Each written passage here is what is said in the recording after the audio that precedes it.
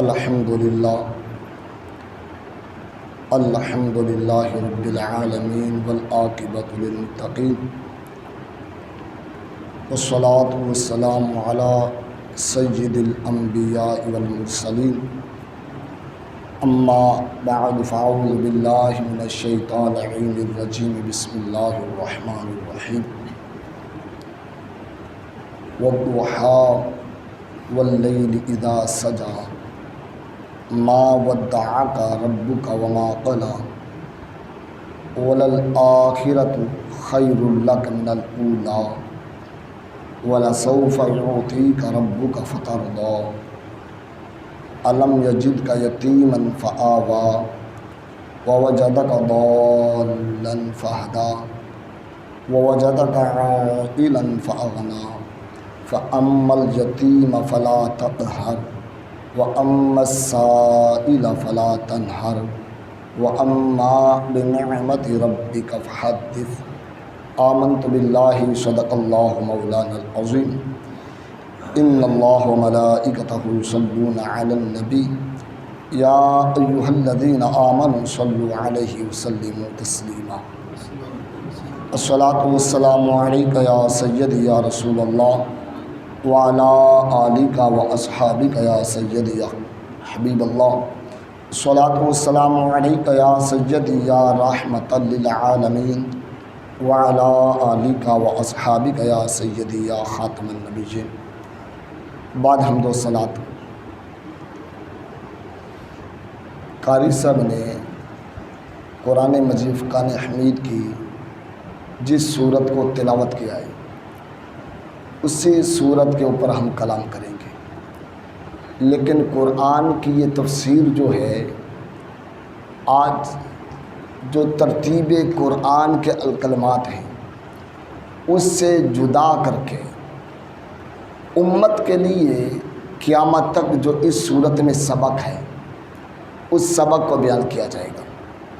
ویسے تو اس صورت میں نبی دو عالم نور مجسم صلی اللہ تعالی علیہ وآلہ وصحبہ وسلم کے فضائل کو بیان کیا گیا ہے، آپ کے مناقب ہیں، لیکن ہم اس ترتیب سے ہٹ کر امت کے لیے جو سبق ہے اس کو لیں گے۔ نزول کا سبب مفسرین نے لکھا ہے، چند روز حکمت الہی کے مطابق نبی کریم علیہ الصلاۃ والسلام ذات اقدس پر سلسلہ وحی رک گیا۔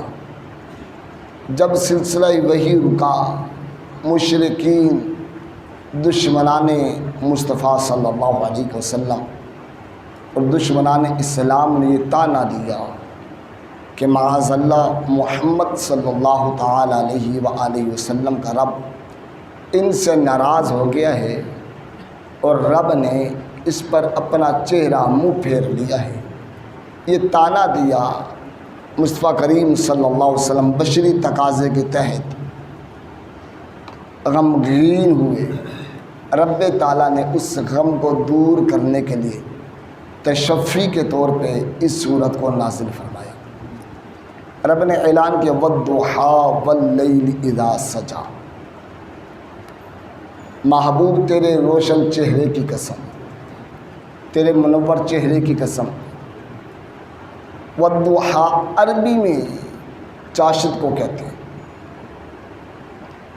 عربی میں ضحیٰ چاشت کو کہتے ہیں، اور اس سے مفسرین نے مراد یہ لی ہے کہ جب چاشت کا وقت روشن وقت ہوتا ہے، طلوع آفتاب کے بعد جب دن روشن ہونے کو ہوتا ہے، یہ وہ وقت ہے جب اللہ رب العالمین جل علا نے جناب موسیٰ کلیم اللہ علیہ نبی علیہ الصلاۃ والسلام کے ساتھ کلام فرمایا، اور اسی سے مفسرین نے چاشت کی نماز لی ہے۔ سنت چاشت جو اسی سے مفسرین نے لی ہے، اور امام اعظم ابو حنیفہ رحمۃ اللہ تعالی کے ہاں چاشت کا وقت طلوع آفتاب ہونے کے بعد، جب طلوع آفتاب روشن ہو جائے، یعنی آج کے وقت میں فقہا کا فتویٰ 20 منٹ کے مطابق بھی ہے، لیکن روشن ہو جائے تو اس کے بعد چاشت کا ٹائم داخل ہوتا ہے اور طلوع زوال تک رہتا ہے، اس وقت تک چاشت ادا کی جا سکتی ہے۔ دوسرا رب نے کہا واللیل اذا سجا، جب زلفیں بکھر جائیں اس کی قسم۔ ان دونوں کلمات کو چھوڑ کے آگے ہم ترتیب قرآنی سے جو سبق امت ہے اس کو لیں گے۔ ما ودعک ربک وما قلی، یہ قرآن مجید فرقان حمید نے انسان کا غم ہونا اس کو دور کرنے کے لیے پہلا طریقہ بیان کیا۔ پہلا طریقہ غم دور کرنے کا قرآن نے کہا ما ودعک ربک وما قلی۔ لوگوں جب تمہیں لوگ تانا دے رہے ہو نا دشمن، اور تمہارے خلاف چمگوئیاں ہو رہی ہوں، باتیں ہو رہی ہوں، تو پہلا طریقہ یہ کہ ان کی بات پر دھیان نہ دیا کرو۔ یہ نازل حضور کے بارے میں، لیکن امت کو اشارہ یہ ہے کہ جب دشمن تانا دے، جب دشمن برا بھلا کہے تو اس کی بات پہ توجہ نہ کیا کرو، دھیان نہ کیا کرو۔ انسان کے مزاج میں دو چیزیں پائی جاتی ہیں، اور جس کی بنا پہ وہ غمزدہ ہوتا ہے۔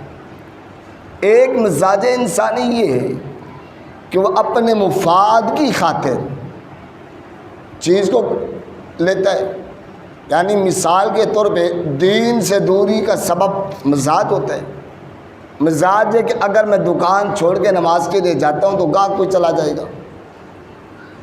اب یہ مزاج اس کی طبیعت کے، یعنی میرا مفاد دکان میں ہے، ظاہری نماز میں نہیں ہے۔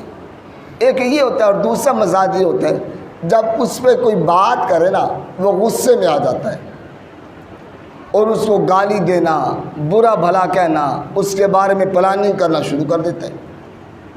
یہ مزاج انسانی ہے۔ رب نے نسخہ دیا ہے کہ تم بجائے اپنے مفاد کی خاطر دین کو چھوڑو یا اس کی بات پہ توجہ کر کے برا بھلا کہو اور اس سوچ میں پریشان ہوتے ہو کہ میں اس کا بدلہ کیسے لوں، معاملہ کیا کروں، رب نے کہا ما ودعک ربک وما قلی، تم دشمن کی بات پہ توجہ ہی نہ کرو، اس کو دھیان نہ کرو، تمہیں غم نہیں ہوگا، تمہیں پریشانی نہیں ہوگی اس کی۔ جب سوچا ہی نہیں کہ اس نے کیا کہا ہے، غور ہی نہیں کیا، تو غم کیسا؟ بس اپنے کام میں لگے رہے، اپنے معاملات میں لگے رہے۔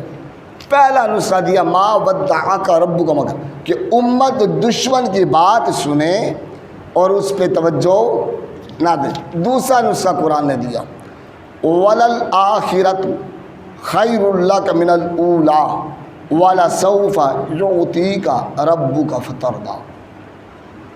پہلے کہا کہ دھیان نہ دینا، دوسرا کہا کہ اس بات کو سوچو، اس بات پہ توجہ رکھنا کہ مستقبل میں میرا رب مجھے اتنا نوازے گا کہ میں رج جاؤں گا، مستقبل میں مزید میرا رب کرم کرے گا، میرا رب مجھے راضی کر دے گا۔ یہ آیت ہے حضور کے بارے میں، لیکن مراد امت کو سبق یہ ہے کہ امت یہ خیال کہ کیوں، کیونکہ امت ہے کس کی، غلام کس کی ہے؟ رب نے وعدہ کیا حضور سے، اور جب ہم حضور کے بن جائیں تو کیا حضور محشر کے میدان میں ہماری بخشش کے بغیر رب سے راضی ہو جائیں گے؟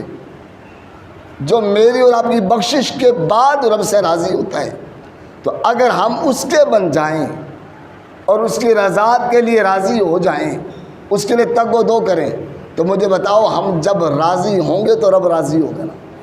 تو کہا وَلَلْآخِرَةُ خَيْرٌ لَكَ مِنَ الْأُولَىٰ، تم دشمن کی بات پہ دھیان چھوڑ کے اس میں لگو کہ مستقبل میں آنے والے کل میرا رب مجھے بڑا کرم کرے گا، وہ بڑی رحمتوں سے مجھے نوازے گا۔ اور تیسرا نسخہ قرآن نے کہا الم یجدک یتیما فآویٰ ووجدک ضالا فہدیٰ ووجدک عائلا فأغنیٰ۔ اور تیسری بات اس پہ غور کرنا، جب غم آئے نا، کوئی پریشانی لاحق ہو جائے، تمہیں کوئی جب معاشی تنگی ہو، اولاد نافرمان ہو، یا دیگر سوچ میں گم ہو، یا جناب والا آج جیسے ہمارا مزاج ہے جناب سود پہ رقم دے دینی، سود لے کے کھاتے رہنا، یا ایسی کمپنی میں ایسے اداروں میں پیسے لگا دینا جو سودی نظام ہے، انشورنس کا نظام لے لیں، تکافل کا نظام لے لیں، B4U کا نظام لے لیں. کثیر محکمے ایسے ہیں جو کہتے ہیں پیسے ہمیں دو، منتھلی لیتے رہو، ہم اس کو سارا جائز سمجھیں. رب کہتے ہیں ان سے بچ کے طریقہ کیا کرنا. الم یجدک یتیما فآویٰ ووجدک ضالا فہدیٰ ووجدک عائلا فأغنیٰ. تم ذرا یہ غور کرنا، ماضی میں گزرے ہوئے کل تک تیرے رب نے تجھ پہ کتنے کرم کیے تھے. کیا ماضی میں تیرے رب نے تجھے اکیلا چھوڑا؟ تیرے رب نے تجھے نوازا نہیں؟ کتنے ایسے لوگ ہیں، اتنے گھر ہیں کہ جن کے گھر میں سالن ہوتا تھا تو روٹی نہیں ہوتی تھی. روٹی ہوتی تھی، پکانے کے لیے کچھ نہیں ہوتا تھا. گھر میں سائیکل بھی نہیں ہوتی تھی. آج گھروں میں گاڑیاں بھی ہیں، آج کھانے کے لیے کئی کئی ڈشیں بھی ہیں. بتاؤ یہ رب نے کرم نہیں کیا؟ آخر کس نے کرم کیے؟ یہ رب نے کرم کیا ہے. تو رب نے کہا کہ تم ماضی پہ غور یہ کرو کہ تمہارے رب نے تم پہ کتنا کرم کیا ہے، کتنا تمہیں نوازا. 3 نسخے قرآن نے دی ہمیں.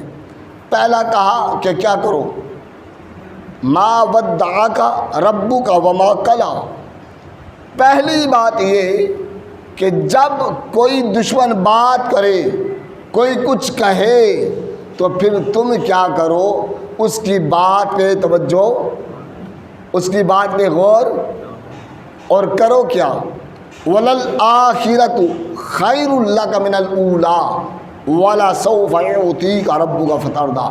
کہ میرا رب مستقبل میں مجھ پہ کرم فرما دے گا، میرا رب مجھے مستقبل میں دے گا، اور میرا رب اتنا دے گا کہ میں راضی ہو جاؤں. ہم نے آج تک یہ تو معاملہ کیا ہی نا کہ رب نے کتنا دیا ہے. کبھی رب کی ملی ہوئی نعمت کو یاد نہیں کیا، نہ ملی نعمت کو ذکر کیا کہ فلاں چیز مجھے نہیں ملی. چاہیے تو یہ تو ہم کہیں کہ مالک اتنا دیا تو نے حساب کا، کہ الم یجدک یتیما فآویٰ ووجدک ضالا فہدیٰ ووجدک عائلا فأغنیٰ. کہ مالک میں تو ننگا تھا، تو نے کپڑے پہننے کے لیے دیے نا، بھوکا تھا کھانے کے لیے روٹی دی نا، پیدل تھا چلنے کے لیے سواری دی نا، ہر چیز دی. یعنی ان نعمتوں کو یاد نہ کرو جو ملی نہیں اور ان پہ پریشان نہ ہو، بلکہ ان کا چرچا کرو جو نعمت رب نے دی ہیں، ان کو یاد کرو. یہ 3 نسخے جو ہیں نا قرآن کے، یہ ہے انسان کی طبیعت پہ، عقل کے مطابق، عقل پہ. اس کو عقل سے کنٹرول کرنا ہے. کیسے؟ یعنی یہ سوچ پیدا نہیں کرنے کیا ہو رہا ہے، فلاں کیا کہہ رہا ہے، بلکہ کرنا کہ اپنے کام پہ دھیان دینا ہے، اپنے معاملات پہ دھیان دینا. فلاں کی بات نہیں، یہ پلاننگ کی چھوڑ دیں. بلکہ کوئی کہے جی فلاں یہ کر رہا ہے، کہ کرنے دو، میرا رب ہے نا، مجھے فلاں سے کیا ڈر ہے، وہ بچانے والا ہے نا، وہ رکھنے والا مالک جو ہے، مجھے کیا ڈر. اور پھر اگر انسان کی یہ توجہ ہونا کہ وَلَلْآخِرَةُ خَيْرٌ لَكَ مِنَ الْأُولَىٰ وَلَسَوْفَ يُعْطِيكَ رَبُّكَ فَتَرْضَىٰ.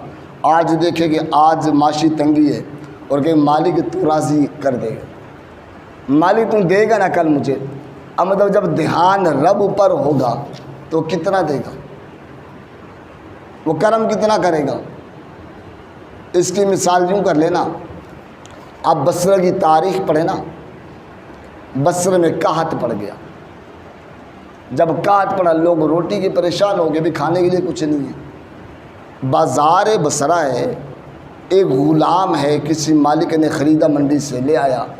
غلام بصرے کے بازار میں بڑا اچھل کود رہا ہے، خوشحالی میں ناچتا ہوا جا رہا، خوش ہو گیا. لوگوں نے پڑھ کہا تجھے پتہ نہیں ہے بصرے میں قحط پڑ گئے اور کھانے کے لیے کچھ نہیں ہے، اور تو کس بات پہ خوش ہے، ناز کس بات پہ کرتا ہے.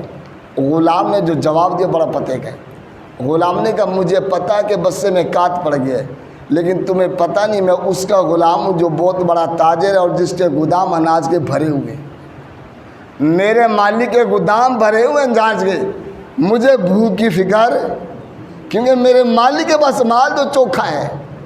مال جو ہے جب مالک کے پاس ہے تو مجھے بھوک کی بھی فکر نہیں. وَلَلْآخِرَةُ خَيْرٌ لَكَ مِنَ الْأُولَىٰ.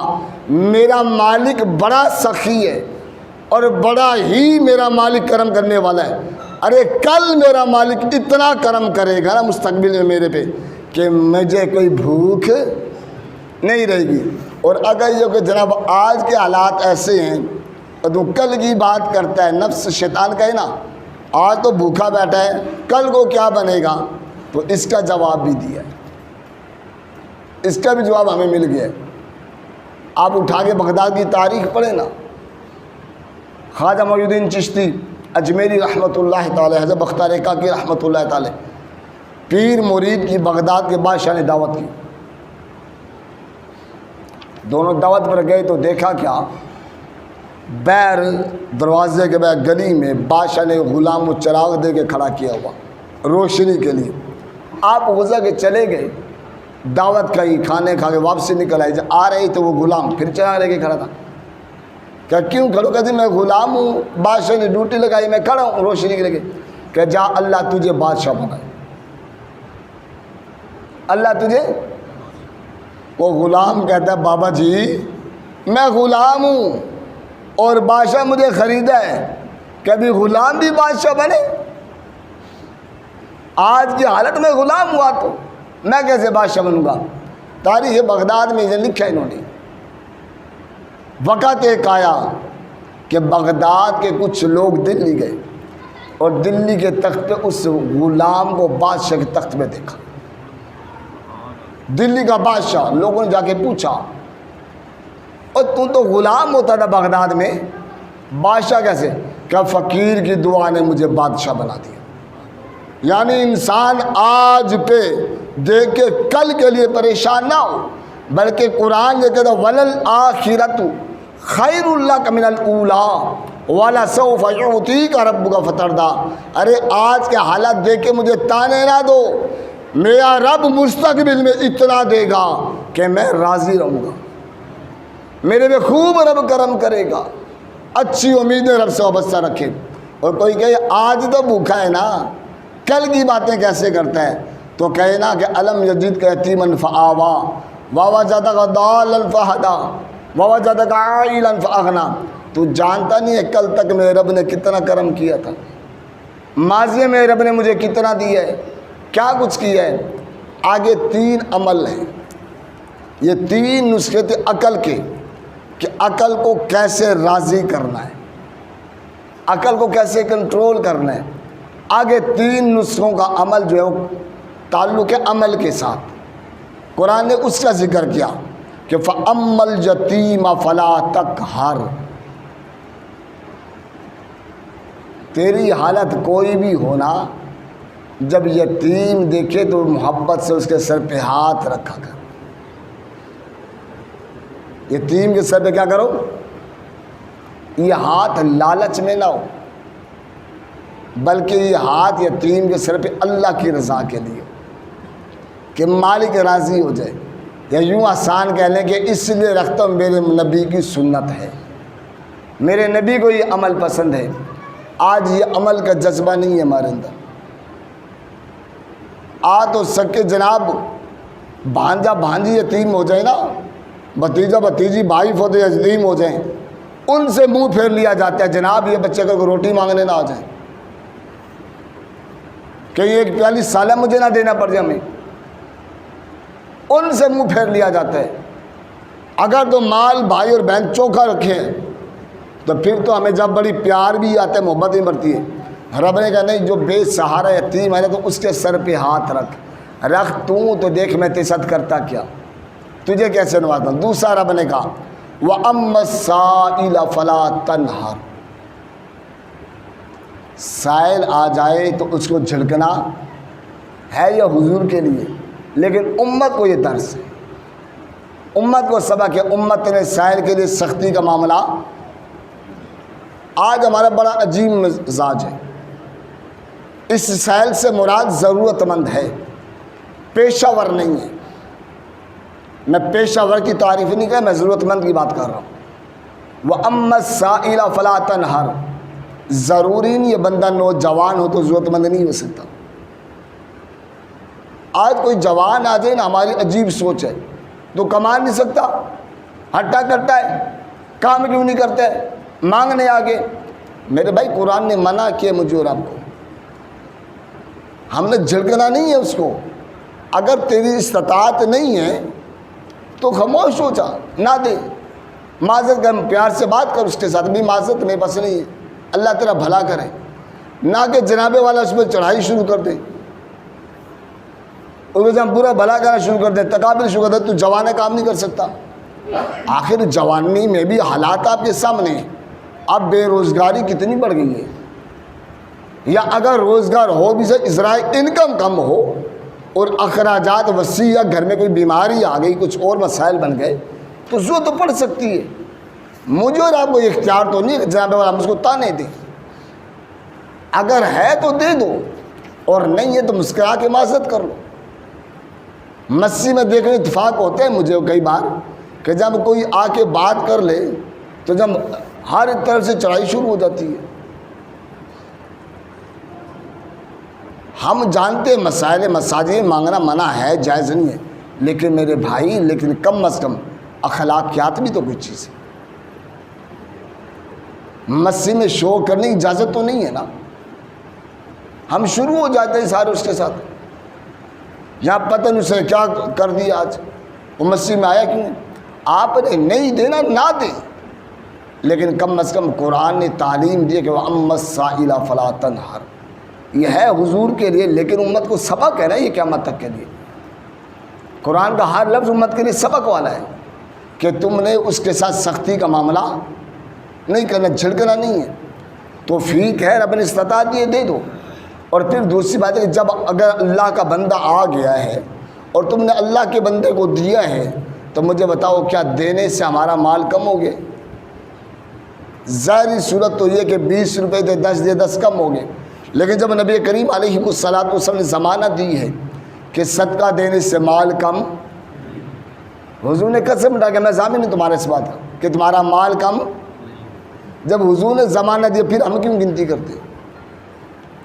ہاں, جو پیشہ ور ہیں ان سے جتناب اس لیے کریں تاکہ ان کی عادت خراب نہ ہو. پیشہ ور کو جانتے ہو, یقین ہے کہ واقعی یہ بندہ پیشہ ور ہے, تو اس کو نہ دیں, لیکن اس کے ساتھ ہی بد اخلاقی کا مظاہرہ نہ کریں, اخلاق کے ساتھ معذرت کریں.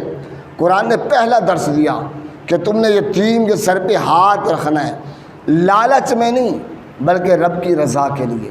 جس کا کوئی سہارا نہیں اس کا تم نے سہارا بننا ہے, بھوکے کھانا کھلانا ہے. اور اگر کوئی سائل آ جائے تو اس سائل کو چھڑکنا.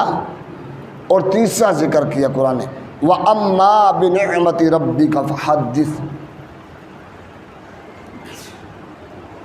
تم نے ان کے بارے میں شکوہ نہیں کرنا کہ اس کے پاس گاڑی ہے, گاڑی کی نعمت میرے پاس تو نہیں ہے نا, بلکہ رب نے کہ وَأَمَّا بِنِعْمَةِ رَبِّكَ فَحَدِّثْ, جو نعمت ہے ان کو یاد کرنا ہے, جو نعمت ملی ان کے چرچا کرنا ہے. آج ہماری سوچ منفی ہے, جو چیز ملی اس کو چرچا نہیں کرتے, اس پہ شکر ادا نہیں کرتے, اور جو نہیں اس کا شکوہ کرتے. رب نے شکوے کا حکم نہیں دیا, رب نے کہا جو نعمت ہے ان کو یاد کرو. اللہ کی بے شمار نعمتیں ان کو یاد نہیں کرتے کہ ہمارے پاس ہے, جو ایک نہیں ہے اس سے شکوہ کرتے, مالک نے مجھے فلاں چیز نہیں دی, مالک نے فلاں مجھے نہیں دیا. بھئی جو دی ہیں ان پہ شکر ادا کرنا. اور رب کا قرآن میں وعدہ ہے کہ جب تم جناب شکر ادا کرو گے, لئن شکرتم لأزیدنکم, میری نعمت پہ شکر ادا کرو لأزیدنکم, میں اپنی نعمت اور بڑھا دوں گا. ہمیں حکم ہے کہ جتنا شکر ادا کرو گے جو نعمت ملی, اللہ کہتا ہے میں نعمتیں بڑھاتا چلا جاؤں گا. اب اگر یہ چاہتے نعمت ملے تو اس نعمت کا شکوہ نہ کرو جو نہیں ہے, بلکہ اس نعمت پہ شکر ادا کرو جو رب نے عطا کی ہے, ان کو یاد کرو. تو قرآن نے ہمیں تعلیم دی ہے, ایک تو یہ کہ دشمن تانا دے اس کے تانے پہ دھیان نہیں دے, دوسرا اس کا تانا سن کے خیال کیا کرنا ہے کہ میرا رب کل مجھے ضرور نوازے گا, ضرور دے گا. اور تیسری بات یہ کہ دیکھے کہ آج نہیں ہے کل تک رب کا کتنا کرم تھا, ماضی میں رب نے کتنا دیا. اور جو اس صورت کا مین مرکز ہے وَوَالضُّحَىٰ وَاللَّيْلِ اِذَا سَجَىٰ۔ اگر تم چاہتے ہو کہ غم دور ہو جائے اور غم قریب نہ ہو تو پھر اپنے مصطفیٰ کو یاد کیا کرو، اس کے چرچے کیا کرو، اس کی تعریف کیا کرو۔ جب تم اس کی تعریف کرو گے نا، اس کو یاد کرو گے تو پھر حالت کیا ہوگی؟ پھر غم تمہارے قریب نہیں آئے گا۔ تو یعنی غم ہو تو انسان غم میں پریشان ہو کے نہ بیٹھے بلکہ حضور کو یاد کرے۔ جب حضور کو یاد کرے نا، ان کے نثار کوئی کیسے ہی غم میں ہو، جب یاد آ گئی ہر غم بھلا دیے۔ یعنی ان کو نثار غم یاد نہیں کریں بلکہ جب حضور کو یاد کریں گے غم ہٹ جائیں گے، پیچھے ہو جائیں گے، غم دور ہو جائیں گے۔ تو سب سے بہتر طریقہ تو یہ کہ حضور کو چرچا کیا جائے، حضور کو یاد کیا جائے، ذکر کیا جائے، اس سے غم دور ہوں گے۔ دوسرا کہ دشمن تانا دے تو پلاننگ نہ کرے، اپنے آپ کو اس میں الجھائے نہیں بلکہ اس کی بات پہ توجہ ہی نہ دے، غور ہی نہ کرے وہ کیا کہہ رہے ہیں، چھوڑ دیں وہ کیا کہہ رہے ہیں، چھوڑ دیں اس بات کو۔ اور اگر کوئی کہے نہیں فلاں کی بات دیکھو نا، تیری حالت تو یہ ہو گئی نا، واقعی نا تیرے پاس تو یہ چیز تھی چلی گئی نا، تو پھر یہ نہ دیکھے چلی گئی بلکہ یوں دیکھیں کہ وَلَلْآخِرَةُ خَيْرٌ لَكَ مِنَ الْأُولَىٰ وَلَسَوْفَ يُعْطِيكَ رَبُّكَ فَتَرْضَىٰ۔ میرا رب پھر مجھے دے گا مستقبل، پھر نوازے گا میرا رب مجھے، پھر کرم کی خیرات ملے گی، رحمت کی خیرات ملے گی۔ اور کوئی کہے جو ہے تو نہیں نا، تو پھر کہ الم یجد کا یتیمن فآوا ووجدک ضالا فہدا ووجدک عائلا فاغنا۔ کل تو رب نے دیا تھا نا، پیچھے بھی تو رب نے نوازا، ماضی میں بھی، آگے بھی رب نوازے گا۔ ماضی کی نعمت یاد رکھے، مستقبل میں رب کی نعمتوں پہ انتظار کر کے رب ضرور دے گا، یہ امید و بس رکھے۔ اور یتیم کو جھڑکے نہیں بلکہ شفقت کا ہاتھ رکھے، سائل کو ضرورت کے مطابق استطاعت اپنی ہو تو نواز دے، اور رب کی نعمتوں کو یاد کرے تو اللہ غموں سے نجات دے گا۔ اللہ مجھے اور آپ کو عمل کی توفیق عطا فرمائے۔ ایک مرتبہ سورۃ فاتحہ